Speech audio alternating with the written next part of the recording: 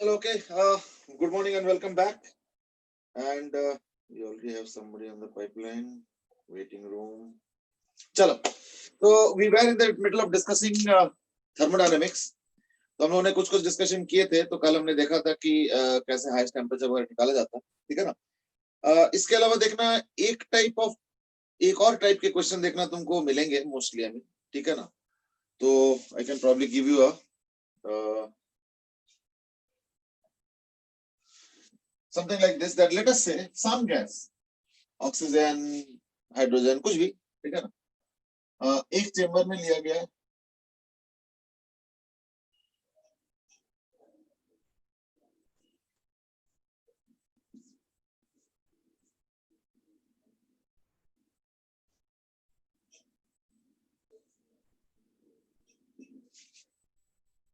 ठीक है ना.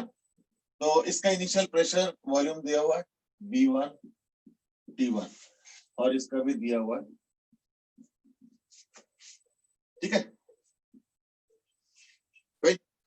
To find out the final temperature and pressure after this seal is broken and the gases can move into each other. Same gas on both sides. Same gas on both sides. तो यहाँ पे अभी फिलहाल air tight एक seal रखा गया. So that is not allowing the gases to flow. Suppose. और उस समय इनके जो प्रेशर से वो अलग है, टेम्परेचर वॉल्यूम सब दिया हुआ है P1 V1 T1 P2 V2 T2. बाद में सपोज मैं इस सील को खोल देता हूं, यानी now the gas can move into each other, है ना.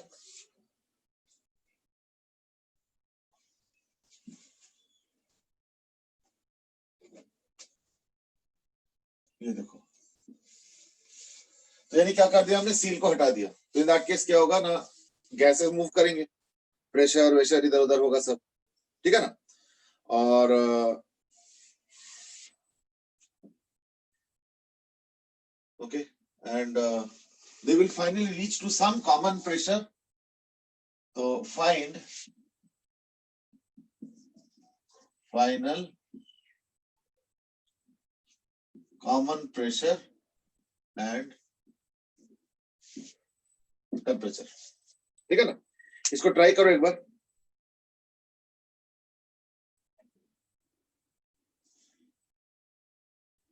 ठीक है. रोहन निजाम has sent a long answer. I mean, I think probably it is correct. So anyway, first thing is that number of moles will remain the same. तो इसका number of moles क्या होगा? The PV और nRT. तो इसका number of moles हो गया. अच्छा, मैं फाइनल प्रेशर को सपोज लिख रहा हूं एज P and T. ठीक है. इनिशियल तो P1 P2 है, बाद में कॉमन प्रेशर आएगा. इनिशियल टेम्परेचर T1 T2 है, तो बाद में कॉमन टेम्परेचर आएगा. ठीक है. तो नंबर ऑफ मोल्स मतलब P1 V1 बाय, है ना, RT1 plus P2 V2 by RT2 is equal to, ठीक है ना, P into V1 plus V2 by RT. इससे P बाय T आ गया. ठीक है. अच्छा, एक चीज और देखो कि is that the total volume that the gas is occupying is the same. So there is no change in volume as such.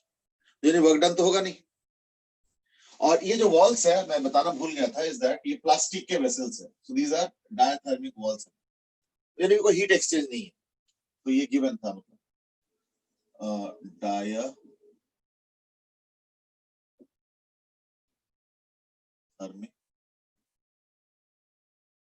नहीं, these are adiabatic walls. Sorry, not diathermic walls.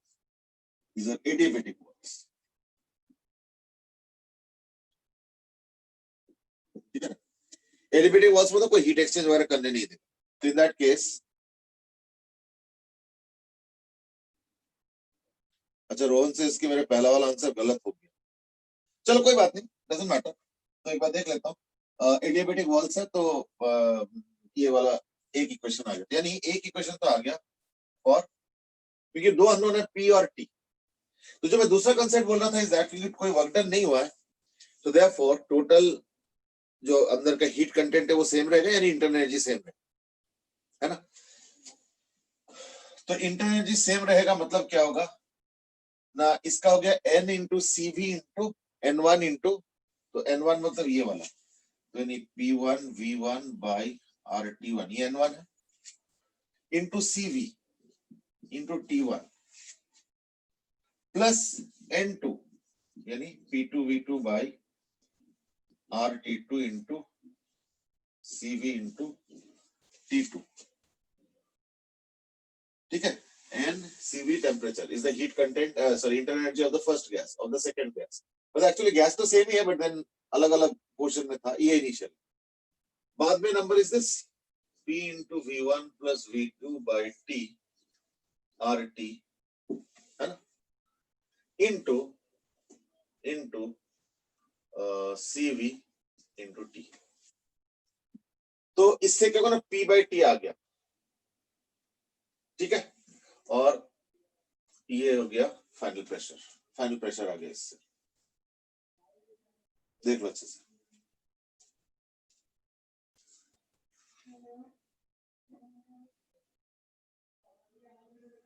तो ये हो गया सेकेंड इक्वेशन, इससे क्या हुआ ना, temperature cancel हो गया, ठीक है, और जो है फाइनल प्रेशर इससे आ गया। तो फाइनल प्रेशर इससे आ जाएगा, तो you can see it as R तो एनीवे कैंसिल हो जाता है ना, टेम्परेचर कैंसिल हो गया, सीवी कैंसिल हो गया, तो यानी क्या आ रहा है, P1V1 प्लस P2V2, है ना, by V1 plus V2, this becomes the final pressure। ठीक है, देख लो अच्छे से, मैंने वो तो दे दिया ना, हाँ दे दिया, चलो ठीक है। मैं एक और क्वेश्चन दे रहा हूँ। अच्छा, एक बार प्रेशर आ गया तो P बाई टी, यहाँ पे P का वैल्यू पुट करेंगे तो T का वैल्यू भी आ जाएगा, है ना, तो T क्या आ जाएगा, so T will be equal to, R तो खत्म हो जाएगा, तो Y P1 V1 by T1 plus P2 V2 by T2 और P1 V1 plus P2 V2, P into V1।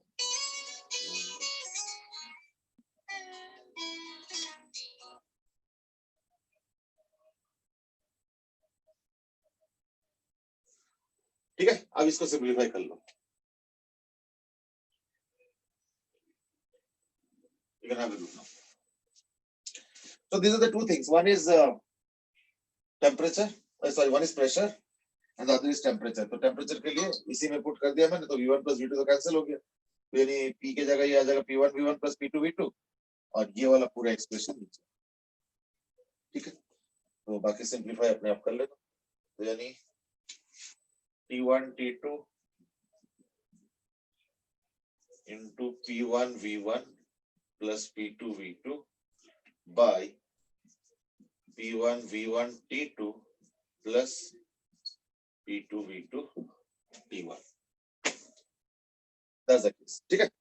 अच्छा, अगला क्वेश्चन जो मैं दे रहा हूं वो उसमें कुछ वैल्यूज चाहिए, तो मैं वैल्यूज भी दे देता हूं थोड़ा सा, ठीक है ना, just to get a feel of how exactly this type of questions are done. तो मैं कुछ वैल्यू वाला चीज दे देता हूं।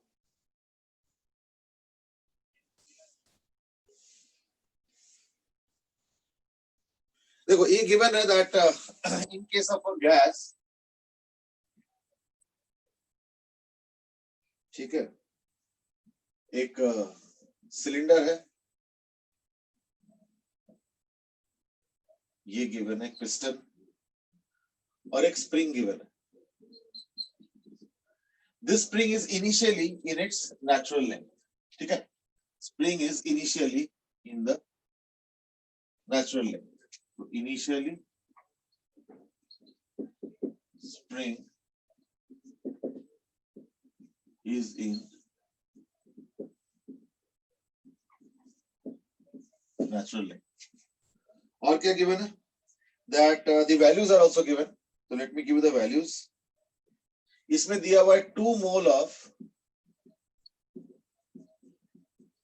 monatomic gas है.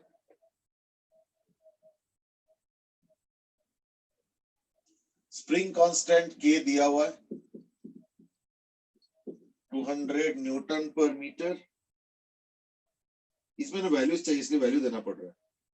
The area of the cross section is 20 centimeter square. इसका area of cross section दे रखा है is 20 centimeter square.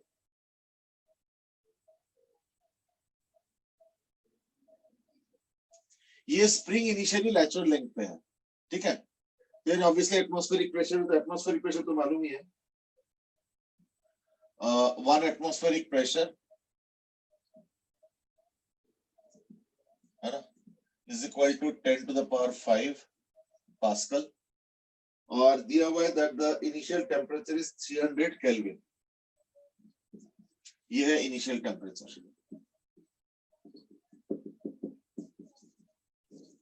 ये सारे फैक्ट्स गिवन है, ठीक है ना. अब हम क्या कर रहे हैं, अब हम एक काम करते हैं.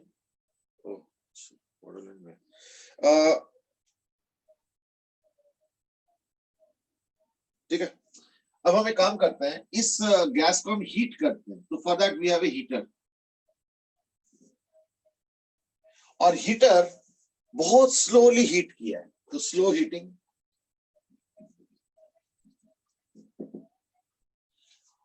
और कुछ टाइम बाद ये जो पिस्टन है ना, ये 10 सेंटीमीटर ऊपर चला जाता है. तो slow heating, the piston moves up by 10 centimetre. ये सारे तमाम चीजें गिवन है. अब तुमको क्या करना है बता देता हूं मैं. क्वेश्चन क्या क्या है. Question number 1 is to find out the work done by the gas.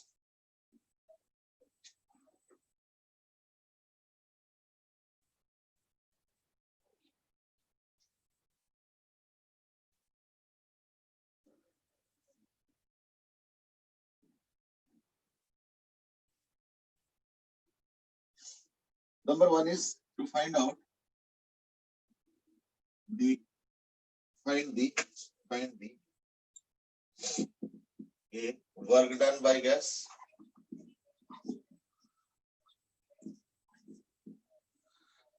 B is to find out final temperature and heat supplied by the heater. Find the final temperature, and C is the heat supplied. ये 3 चीजें निकालना है, ठीक है. ये तीनों चीजें निकालना है. तो go ahead and find out.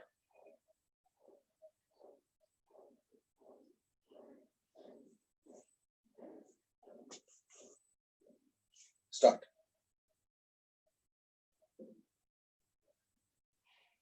Now let's do one at a time. इसमें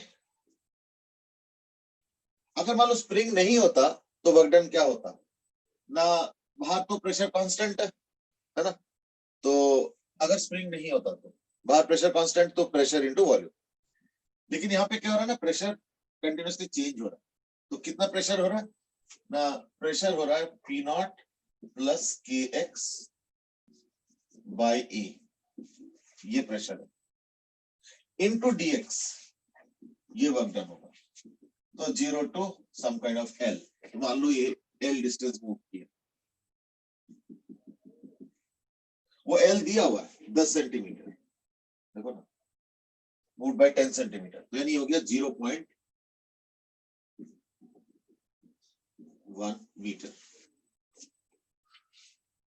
तो कितना आएगा P0 into L plus K by A into x square by 2. तो anything we can write it as L square by 2.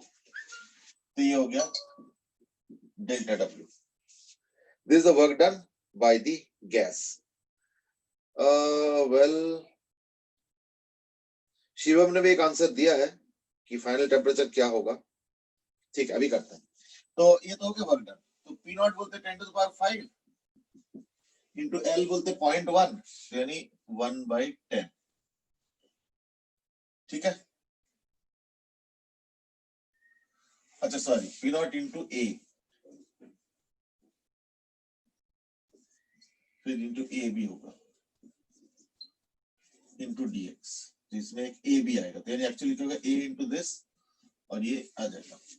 तो area दे रखा है कितना ना, 20 सेंटीमीटर स्क्वायर, यानी into 20 into 10 to the power -4 plus K L square by 2. तो के तो है 200, तो 200 इंटू एल स्क्वायर मतलब 0.1, तो 1/10 का होल स्क्वायर बाई 2. तो this is equal to 10 to the power 4 10 to the -4 20 plus 1 is equal to 21 joule. ये तो हो गया पहला. ठीक है. अच्छा, फाइनल इनिशियल प्रेशर जो भी है, इनिशियल मतलब बेसिकली मैं कह रहा हूं कि P1 V1 ये नंबर ऑफ मोल सेम रहेगा by T1 is equal to P2 V2 by T2. तो P1 तो इनिशियल एटमॉस्फेरिक प्रेशर, तो 10 to the power 5 into volume. ठीक है ना. तो ये 2 मोल्स दिया हुआ है. So this is basically 2 moles. ठीक है ना. अच्छा, इनिशियली कुछ वॉल्यूम भी दिया होता क्या?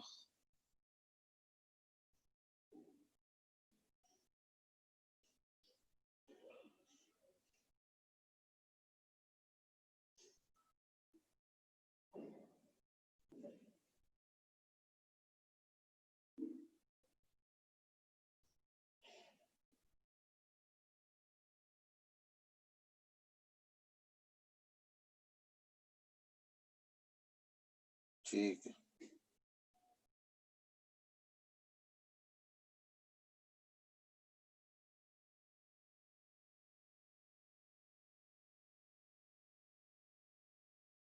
नहीं, इनिशियल वॉल्यूम तो नहीं दिया कुछ. चलो, बट हम निकाल सकते हैं क्यों, क्योंकि pressure volume pressure temperature number moles दिया हो. तो अगर मैं इनिशियल वॉल्यूम निकालता हूं तो कितना आ जाएगा, V नॉट यानी N is equal to V is equal to N R T by P, है ना. तो N number of moles 2, R तो R है चलो, इंटू T है 300 kelvin by P is 10 to the power 5. तो R के टर्म्स में तो आ ही रहा है ना. तो मैं यूज कर सकता हूं उसको, तो यानी इंटू V हो गया 6/6R by 10 to the power 3.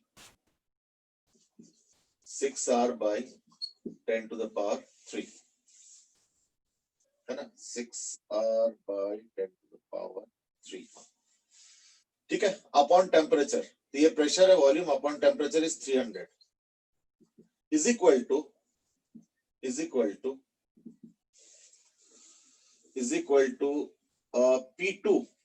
P2 तो निकल गया, P2 तो वही है, P naught in 10 to the power 5 plus 0.1 दे रखा है, तो 200 इंटू 0.1 इज द फोर्स. तो 200 into 0.1 is the force upon area is 20 into 10 to the power -4. ठीक है ना. ये आ गया फाइनल प्रेशर. फाइनल वॉल्यूम क्या आएगा, दिस प्लस ये वाला 0.1 इंटू 20 वाला, है ना, इंटू यानी V not plus delta V. तो V नॉट मालूम है और डेल्टा V भी पता चलता है ना. इसका वैल्यू पुट कर सकते हैं. ठीक है. तो R का वैल्यू अगर मैं पुट करता हूं तो कुछ वैल्यू आएगा. ठीक है ना. अच्छा, V not is a known quantity mind, और delta V is also known quantity, है ना. क्योंकि डेल्टा V क्या होगा, delta V is equal to 0.1 into 10 to the power 20 into 10 to the power -4। तो ये एक नोन क्वांटिटी है, ठीक है ना, बाय T2। तो यानी T2 कैलकुलेट किया जा सकता है। थोड़ा कैलकुलेशंस है, आई अंडरस्टैंड, पर देन कैलकुलेट किया जा सकता है। तो मैं कर दूं क्या? तो ये 20 हो गया, तो 10 हो गया, तो यानी 10 टू द पावर -4 हो गया, तो 10 टू द पावर 4 हो गया, है ना। 10 टू द पावर 4 प्लस यानी 1.1 इंटू 10 टू द पावर 5, है ना। ठीक है, तो 10 टू द पावर 5 तो कैंसिल होगा, 1.1 इधर आ जाएगा, 300 इंटू 1.1 और T2 हो जाएगा। So therefore T2 is equal to 300 into 1.1। ठीक है,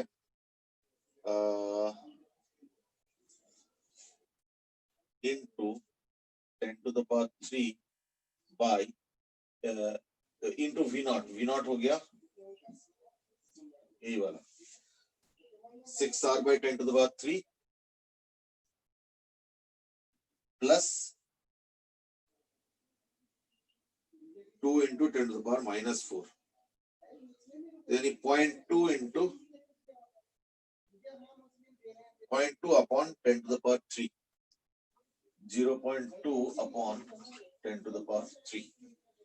अब ये अप्रोक्सीमेट कैलकुलेट कर सकते हैं, है ना, तो दैट यू कैन डू। तो वैल्यू आ ही जाएगा जो भी आएगा, तो that will give the final temperature. ये आर का वैल्यू पुट कर लेंगे 8.331 वाला, तो वो आ जाएगा। और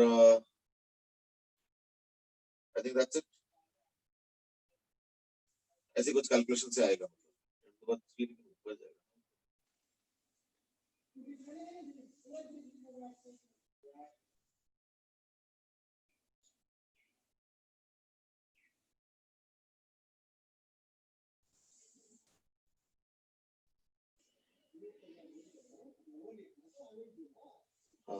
into 1/6R भी एक आएगा,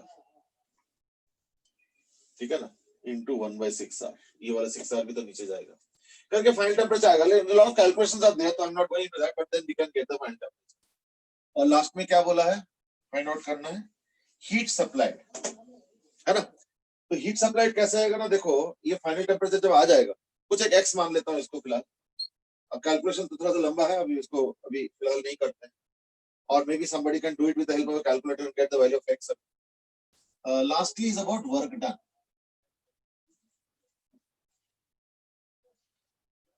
तो वर्क डन क्या हो जाएगा, delta W is equal to delta U, sorry delta Q, delta Q is equal to delta U plus delta W। तो डेल्टा W तो आ चुका है 21 joule, plus delta U, delta U हो जाएगा NC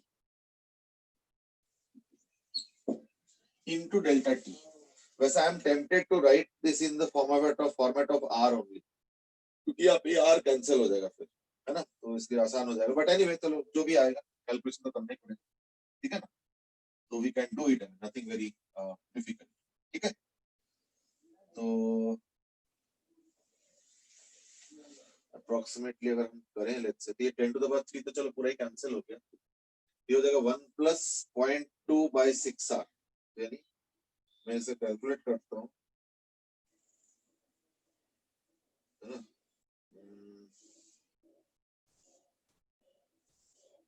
कैलकुलेटर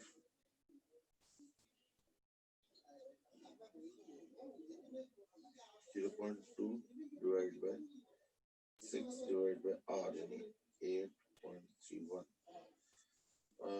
1.004, यानी 300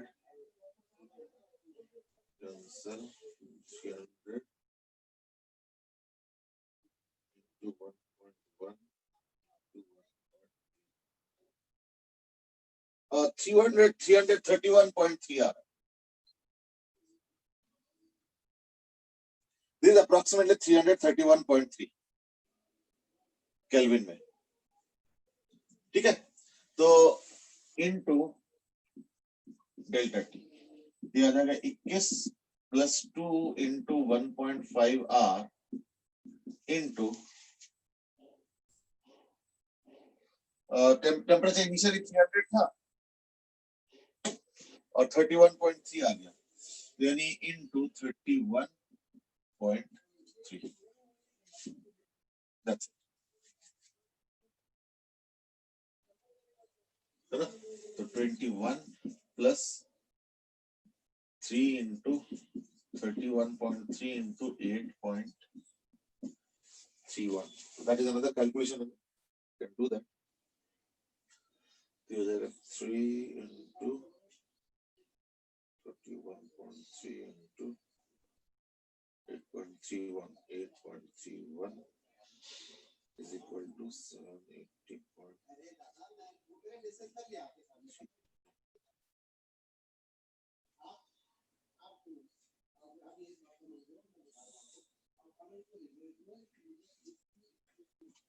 Approximately 781 के आसपास आ रहा है, तो this is approximately equal to 21 plus 780 के आसपास आ रहा है ना। तो देख लेना जो भी आ रहा है, तो यानी 800 कुछ 802 के आसपास आ रहा है approximately. That would be the approximate calculation.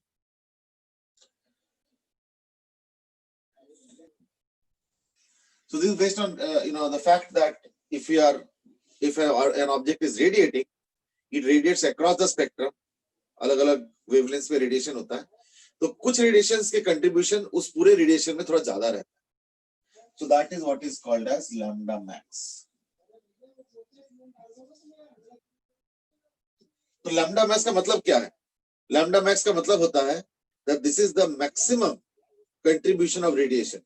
यानी ये वो लैम्डा है जिसमें contribution of radiation maximum in the intensity, यानी टोटल रेडिएशन इंटेंसिटी में बहुत सारे वेवलेंथ्स के कंट्रीब्यूशन होता है, तो जो टोटल रेडिएशन बनता है that is equal to what the sum of the individual radiation contribution और the intensity contribution of each wavelength radiation. तो वही बात है कि लैम्डा मैक्स. तो देखा जाता है कि अगर मान लो सरफेस का टेम्परेचर T होता है ऑब्वियसली इन केल्विन, तो देखा जाता है कि lambda max into T is equal to a constant. This constant is called as B, यानी Wien's constant. So this is called as Wien's constant. अब क्या देखो B का जो वैल्यू है that is equal to 2.93, ऐसा यूनिट बता रहा हूं मैं, into 10 to the power minus 3. ठीक है, so that is the SI unit. That's it. तो इसका मतलब क्या हुआ देखो कि सपोज मैं टेम्परेचर अगर बढ़ाऊंगा, तो अगर मैं टेम्परेचर बढ़ाऊंगा तो दैट केस देखा जाएगा कि इसका जो लोअर वेवलेंथ का कंट्रीब्यूशन वो बढ़ जाता है. क्यों? T अगर बढ़ाओगे तो लैम्डा मैक्स विल रिड्यूस, तो ये तो लैम्डा है, तो देखना लैम्डा मैक्स रिड्यूस हो जाएगा. ठीक है ना, ये चीज है. और ओवरऑल इंटेंसिटी ऐसे हो जाती है, यानी अगर मान लो मैं दो ग्राफ बनाता हूं, देखो ये दो ग्राफ, तो सपोज बॉडी ए है तो इसका टेम्परेचर TA है, बॉडी ए, और बॉडी बी है मान लो, है ना, और उसका टेम्परेचर मान लो TB है और इसका टेम्परेचर TA है. ठीक है, तो विच वन इज लार्जर? किसका टेम्परेचर ज्यादा है?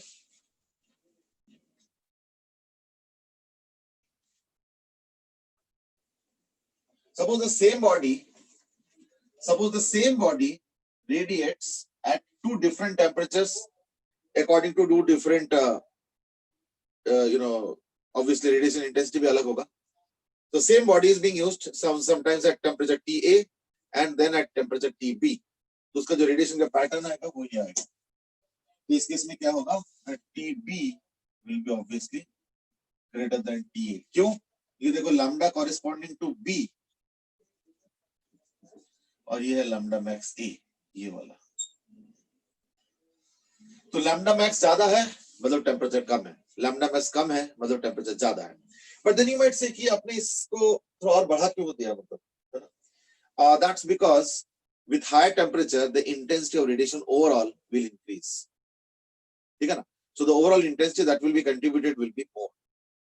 ठीक है ना, because that is in turn guided by Stefan's law. ठीक है ना, तो that is in turn guided by Stefan's law. Manan ने आस्क्ड कि क्या कर्व का एरिया कांस्टेंट होता ना, ऐसे कुछ. ठीक है ना, वो जैसे जैसे टेम्परेचर कम करोगे ना सॉरी टेम्परेचर बढ़ाओगे ना तो ये ग्राफ लेफ्ट की तरफ शिफ्ट होगा और इसका हाइट बढ़ेगा। क्यों? क्योंकि जितना टेम्परेचर ज्यादा करोगे, अगर सेम बॉडी लेते हो तो जितना बॉडी का टेम्परेचर ज्यादा करोगे उतना ज्यादा रेडिएशन होगा। तो उतना ज्यादा रेडिएशन अगर होगा तो यानी रेडिएशन के कंट्रीब्यूशन भी बढ़ेगा, रेडिएशन इंटेंसिटी का। So that is the point, ठीक है ना। सो दिस इज रफली the distribution of according to Wien's displacement law. You might be wondering कि इसका यूज क्या है, है ना। That's because if you look at the total, if you look at the total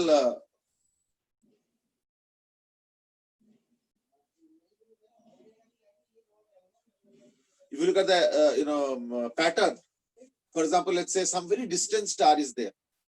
Suppose some very distant star is there. तो अगर distance star अगर होगा तो वहां से अगर रेडिएशन आएगा, है ना, तो इन दैट केस क्या होगा ना, उसके पैटर्न को हम स्पेक्ट्रोमीटर में डाल सकते हैं।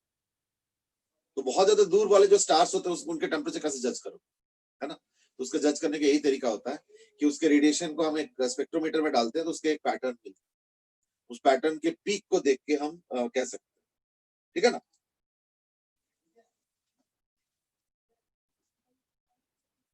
ठीक है, देख लो।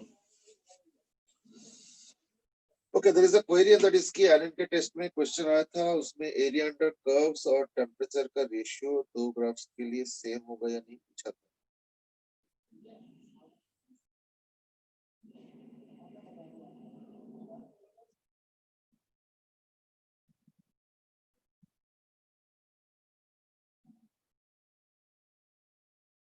हाँ, टेम्परेचर के साथ प्रोपोर्शनल होगा, दैट्स राइट। सेम नहीं होगा, टेम्परेचर के साथ प्रोपोर्शनल, दैट्स राइट, ठीक है ना। तो जितना ज्यादा टेम्परेचर होगा ऑब्वियसली फिर उतना ज्यादा रेडिएशन होंगे, है या नहीं, ठीक है। तो that was about your Wien's constant discussion, fine, radiation and all. बाकी जो कुछ न्यूटन्स लॉ के भी पूछ रहे थे कि न्यूटन्स लॉ का भी, तो लेकिन न्यूटन्स लॉ में तो कुछ खास नहीं है, उसमें तो मेन वो एक्सपोनेंशियल वाला जो रिलेशन है वही स्टडी करने वाला चीज है।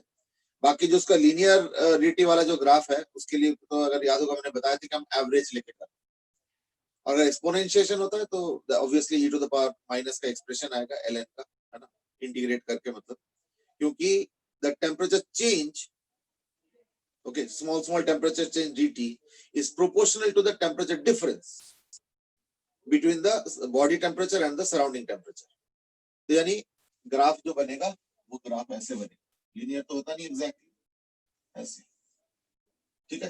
तो लेट्स से अगर सरफेस टेम्परेचर या सराउंडिंग टेम्परेचर Ts है तो और बॉडी का टेम्परेचर सपोज Tb है, इन दैट केस ये ऐसे होता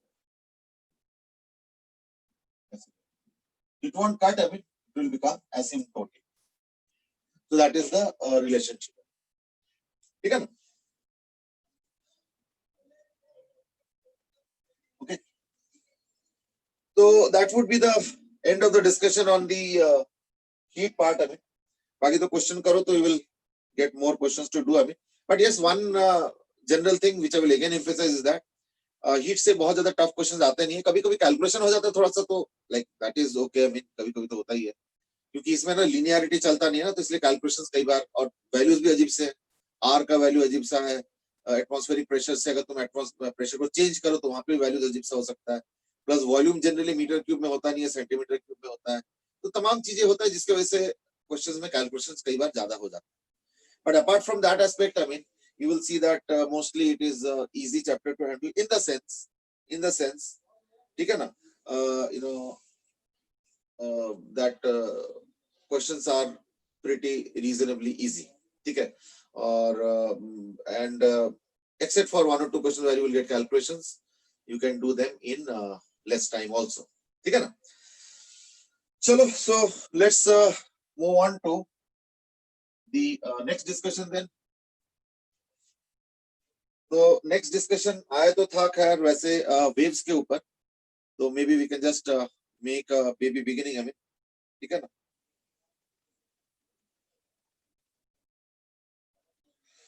ओके, सत्यम इज आस्किंग, इसमें ना कुछ मैकेनिक्स वाले कुछ क्वेश्चन आते हैं जिसमें थर्मो और मैकेनिक्स मिक्स हो जाते हैं। हाँ, कभी कभी होता तो खैर है, ऐसे नहीं है कि नहीं होता है। जैसे मैं एक क्वेश्चन पूछता हूँ, चलो ठीक है, is that suppose atmospheric pressure नीचे पी नॉट है ना, और पूरे कंडीशन को आइसोथर्मल मान लो, ए है आइसोथर्मल और बी है temperature decreases like this, T is equal to T naught minus KH, CH कर दो या अल्फा H कर, ठीक है, minus alpha H। Alpha is called as the lapse rate, मतलब कितना एक एक मीटर पे टेम्परेचर रिडक्शन होता है, ठीक है, that is called as the lapse rate. तो T is equal to T naught। तो दो क्वेश्चन हो गए और तुमको बताना है कि what will be the pressure at any height H। अब इसमें थोड़ा बहुत थर्मो भी है, थोड़ा बहुत है ना। Dhruv is also asked about Carnot engine. तो कार्नोट इंजन में कुछ खास नहीं है, कार्नोट इंजन में तो बस वही बेसिक फार्मूला है 1 minus T2 by T1, so like let's put that aside, we just make a general reading। इसको सॉल्व करो, फिर हाइट H पे इसका प्रेशर क्या होगा, है ना, go ahead and try। Let me also start to make some steps, in the meanwhile you can work it out।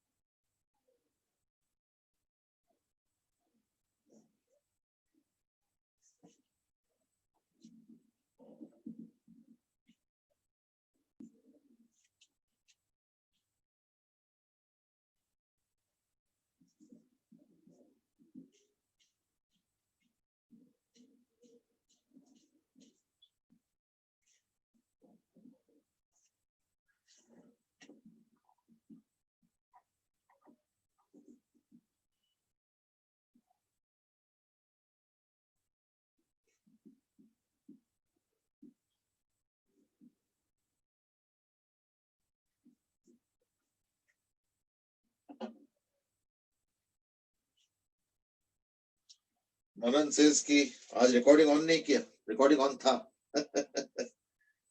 है ना, मैं सॉल्व करने के लिए टाइम दिया था, तो मैं सोचा फालतू रिकॉर्डिंग में सिर्फ स्टेशनरी चीजें आएंगी, इससे अच्छा ही कुछ हलचल हो, इसलिए मैंने बंद कर दिया था। अगर one is given an answer that is P naught into e to the power minus mgh by RT, हाँ ऐसी कुछ आता है, ठीक है ना। तो लाइक dp आ गया, तो यानी dp by p is equal to minus mg by RT into dy, तो 0 to y और इसका हो जाएगा P naught से लेके P तक, ठीक है ना। तो दैट्स इट, यानी ln P by P naught is equal to minus of mgy by RT, ठीक है। तो यानी P by P naught is equal to e to the power minus mgy by RT, यानी P is equal to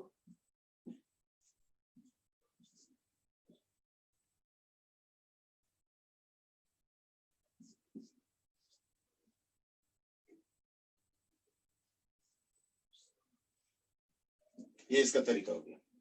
तो basically we are taking that same जो हम लोग static pressure liquid में पढ़े थे, ये प्रेशर होता है h rho g, तो dp will be what, rho g into h, h बोलते हैं यहाँ पे dy, that's what I've written, dp is equal to rho g dy। अब माइनस इसलिए लिखा है क्योंकि ऑब्वियसली अगर मैं नीचे जाता हूँ तो प्रेशर बढ़ता है, पर actually I have taken y as from downwards up, from bottom to up, तो यानी जैसे जैसे मैं dy पॉजिटिव रखूंगा यानी ऊपर क्लाइम करूंगा तो प्रेशर घटेगा, है ना, तो इसलिए इसमें माइनस लिखा। तो dp is equal to minus of rho G dy, और फिर रो को रिलेट कर दिया, p is equal to nrt, तो p is equal to rho rt by m, तो रो को हटा के mp बाय rt कर दिया। Once you do that you get the relationship. तो इसको इंटीग्रेट कर दिया from p not to p, तो इससे क्या होगा ना, p is equal to p not into e to the power minus. यानी अगर मैं इसका ग्राफ बनाता हूं तो the graph will be like this. तो at height this height h, और ये ऐसे कर,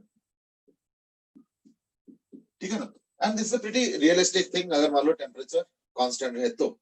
पर अगर टेम्परेचर कांस्टेंट नहीं है, जैसे इसमें दिया है T naught minus alpha Y, in that case क्या होगा ना, ये जो टी है इसको भी लिखना पड़ेगा in the form of T naught minus alpha Y. तो इन दैट केस क्या हो जाएगा, फिर थोड़ा सा चेंज हो जाएगा, यानी dp by p integration will become equal to mg by r with a minus sign of course, minus mg by r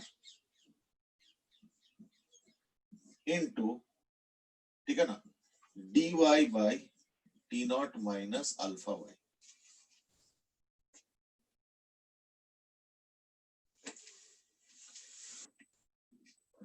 बस दैट्स इट। तो यानी फिर वही p नॉट से p और 0 से y, तो हो जाएगा ln p by p naught is equal to minus mg by r alpha r, ये प्लस हो जाएगा, है ना, ये माइनस अल्फा भी निकलेगा और माइनस तो ऑलरेडी है तो प्लस हो गया, mg by alpha r into, है ना, ln t naught minus alpha y by t naught. तो इसको तो टू द पावर ले जाएंगे, तो यानी p by p naught is equal to t naught minus alpha y by t naught to the power mg by alpha r। तो यानी p is equal to p not into t naught minus alpha y by t naught to the power mg upon alpha, ये expression आ जाएगा।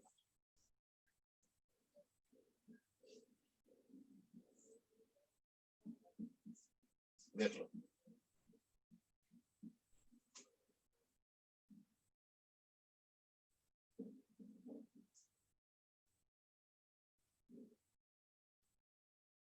ठीक है ना, दोनों में यही होगा, प्रेशर तो एट हाइट विथ हाइट तो कम होना ही है, but the expression is like this time. तो p is equal to p not into t naught minus alpha y by t naught. तो ग्राफ ऐसे ही होगा, दोनों में ही डिक्रीज करेगा, दोनों में डिक्रीज का थोड़ा सा मैथमेटिक्स अलग है, लेकिन डिक्रीज दोनों में ही करेगा। देखो इसमें y जैसे जैसे बढ़ेगा तो ये टेम्परेचर घटेगा, है ना, तो न्यूमरेटर घट रहा है, पावर वही है, पावर कांस्टेंट है, पर न्यूमरेटर घट रहा है, मतलब ऑब्वियसली उसके वजह से ओवरऑल क्वांटिटी घटेगा and the pressure is going to reduce, है ना। So that's the relationship.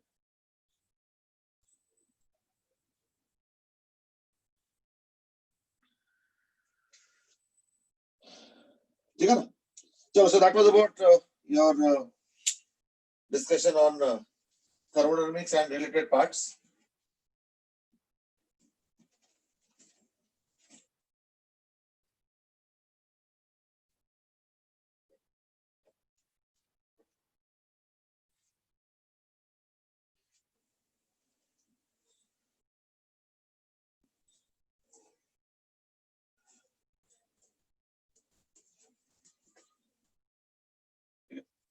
अच्छा, इसके बाद जो डिस्कशन के लिए आया था that was for waves, I mean, ठीक है ना।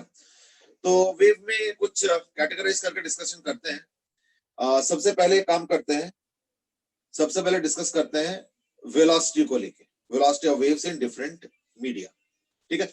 Let's start with that of a string. तो स्ट्रिंग में अगर मान लो तुम ट्रांसवर्स वेव बनाते हो, ट्रांसवर्स वेव जो होता है उसका जो वेलोसिटी होता है that is equal to what, under root of t by mu, where t is the tension in the thread at that point and mu is the linear mass density, ठीक है ना। सपोज मैं एक question दे रहा हूं and that is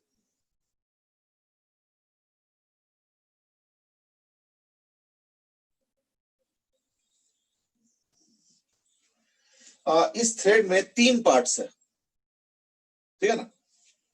यहाँ पे एक सॉफ्ट सा वो है, 3 पार्ट्स है, इसका भी मास m है, इसका भी मास m है, इसका लेंथ l है, इसका लेंथ l है, और यहाँ पे मैंने एक छोटा सा पार्टिकल को हैंग किया, उसका भी मास m है, ठीक है। तो question is that let's see if it is done like this.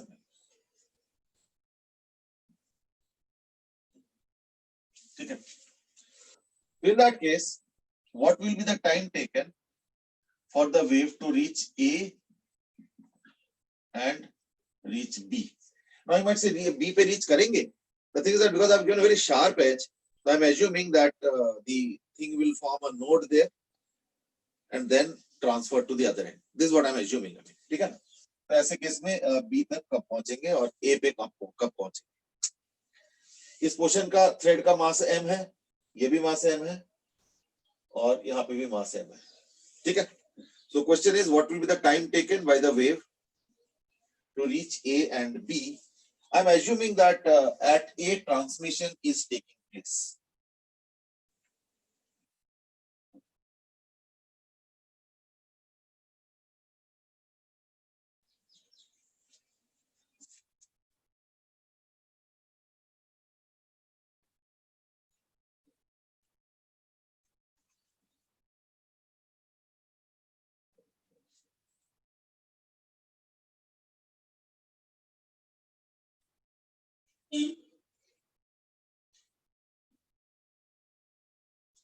Okay, Dhruv has given the answer as root under L by 2G. Okay.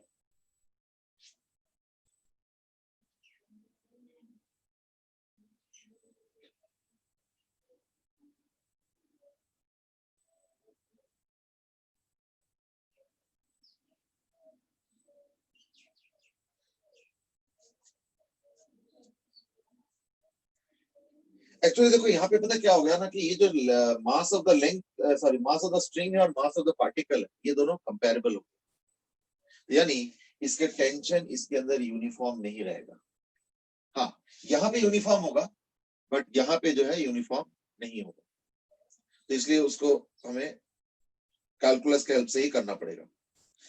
तो अगर मैं किसी पॉइंट पे भी टेंशन देखता हूँ एट से लेट्स से डिस्टेंस y, ठीक है ना, तो suppose tension at distance y is suppose equal to कितना होगा mg plus my by l into g, ये टेंशन आ गया। और मास पर यूनिट लेंथ क्या होगा, तो under root of t by mu, mu तो कांस्टेंट है, उसमें कोई दिक्कत नहीं है, m by l, तो m तो खैर कैंसिल हो जाएगा, m में कोई दिक्कत नहीं है, ठीक है ना। तो therefore this velocity that is dy dt will be equal to this, which is equal to, मैं l ऊपर ले जाऊंगा और ये सब कैंसिल हो जाएगा, तो g कॉमन लेके, है ना, तो l कैंसिल हो जाएगा, तो क्या होगा ना l प्लस y, तो यानी under root of g into y plus l, यानी अब मैं लिख सकता हूं y plus l to the power half dy, ठीक है, is equal to root under g dt 0 to l।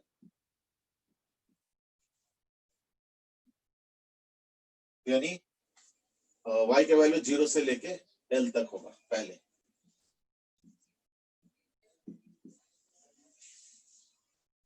ठीक है। तो ये तो y plus l to the power half है, तो इसका इंटीग्रेशन क्या होगा, टू द पावर 3/2, है ना, यानी y plus l to the power 3/2 0 to l और इंटू 2/3, क्योंकि अपॉन 3/2 भी होगा, यानी 2/3। अच्छा नहीं सॉरी माइनस हाफ है सर, माइनस हाफ होगा, है ना, ये होगा हाफ बाय हाफ, तो यानी 2 आ जाएगा, तो is equal to root under g into T, ये एक्सप्रेशन आ रहा है। तो अब मैं जो है एक बार L के जगह पुट करूंगा, Y के जगह पर पुट करूंगा L, और एक बार पुट करूंगा 0। तो L पुट करूंगा तो √2L, और 0 पुट करूंगा तो √L, है ना। यानी 2 into √2 minus 1 into under root of L by G will be the time taken. ये आंसर, ठीक है ना। एक बार फिर मैथमेटिक्स चेक कर लो। y plus L to the minus half plus half by half, 2 आ गया, y plus L तो √2L minus √L, √L common आ गया, तो √2 minus 1, ठीक है, 2 तो ऑलरेडी है ही है, हाँ ठीक, ये आंसर आ गया। तो ये हो गया कहां तक ना, ए तक पहुंच। समहाउ अगर किसी तरीके से तुम यहाँ पे बिल्कुल ब्लंट ना करके वेव्स अगर यहाँ पे भी ट्रांसमिट करने दो, तो इसका जो होगा ये कांस्टेंट वेलोसिटी पे चलेगा, क्योंकि यहाँ पे टेंशन हम कांस्टेंट को mg ले सकते हैं, 2 mg ले सकते हैं।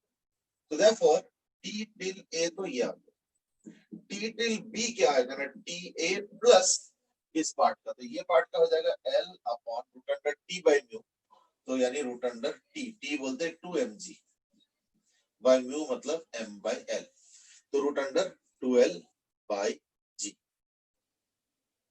है ना, यानी under root of L by 2G,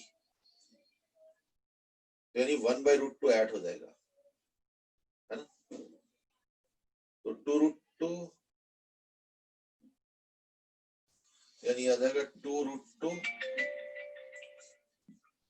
minus 2 plus 1 by √2 into root under L by G, ये आ गया, ठीक है। देख लो अच्छे से, हाँ ये आ रहा है, mm कैंसिल होके रूट अंडर L आ गया यहाँ पे, तो L के साथ कैंसिल होके G बाय 2G, यानी TB आ गया 2√2 minus 2 plus 1 by √2, that's the expression.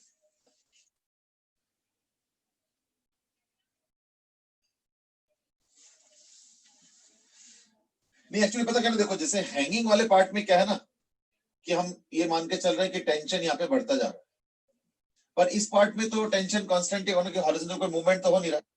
Of course we are doing several assumptions, जैसे एक्चुअल में अगर देखोगे तो ये ऐसे रहेगा ही नहीं, ऐसे हो जाएगा, but obviously these have been extraneous things have been neglected. तो मैं ये कह रहा हूं कि somehow let us the wave transmits from here till this point, in that case क्या होगा ना, यहाँ पे इसका वेलोसिटी कांस्टेंट हो जाएगा, ठीक है ना। तो t बाय म्यू, तो t यहाँ पे क्या है ना, 2 mg है, तो वही 2 mg फिर कांस्टेंट ही के मान के चल रहा हूं, सेम स्ट्रिंग मान के चल रहा हूं। Of course this will sag a little bit like this, but those have been not included, ठीक है ना, दैट्स द पॉइंट।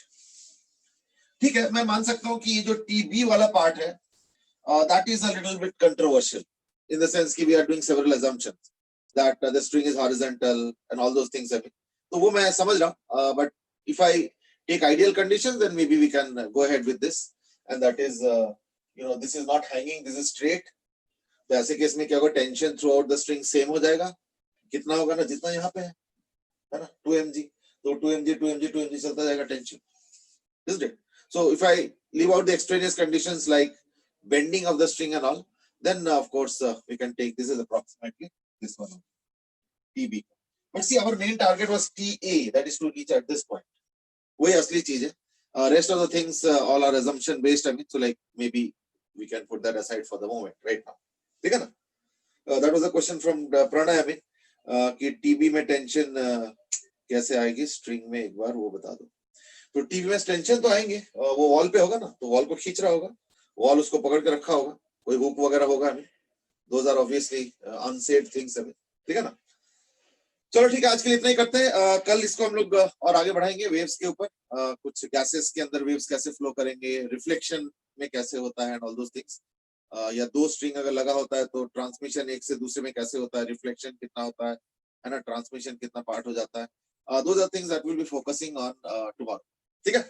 चलो आज के लिए इतना ही, फिर विल कैरी ऑन टुमारो, ठीक है। Thank you sir. ओके बेटे, thank you, good day, thank you.